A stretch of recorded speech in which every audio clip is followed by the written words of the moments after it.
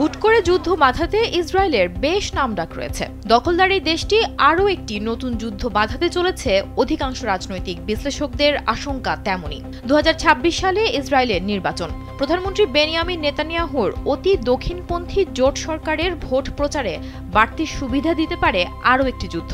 আর সেই সংঘাতের কেন্দ্রবিন্দুতে রয়েছে আরব দেশ লেবানন। গাজায় সদ্য সমাপ্ত সংঘাতের ক্ষত এখনো দগদগে। যুদ্ধক্লান্তি ঝেড়ে উঠতে পারেনি নেতানিয়াহুর সামরিক বাহিনী, অথচ এর মধ্যেই গেল কয়েক মাসে আরব দেশ দক্ষিণ লেবাননে আক্রমণের গতি বাড়িয়েছে ইসরায়েল। জীবন অবাক না করলে কে করবে? 28% মিল্ক ফ্যাটের অবাক করার সাথে ফ্রেশ মিল্ক পাউডার। জীবন অবাক করুক প্রতিদিন।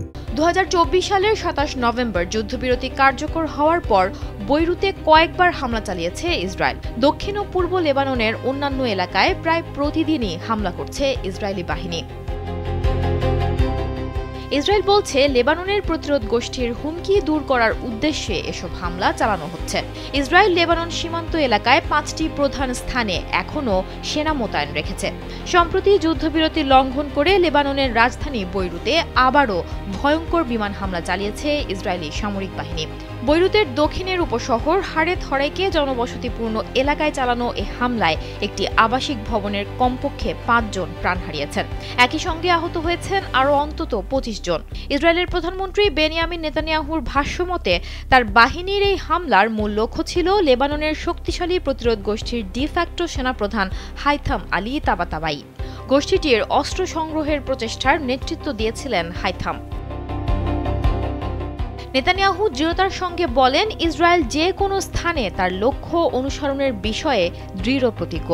তবে হামলায় হাইথাম আলী তাবাতাবাই নিহত হয়েছেন কিনা সে বিষয়ে ইসরায়েল কিংবা লেবাননের প্রতিরোধ গোষ্ঠী কারো পক্ষ থেকেই এখনো পর্যন্ত কোনো নিশ্চিত তথ্য জানানো হয়নি।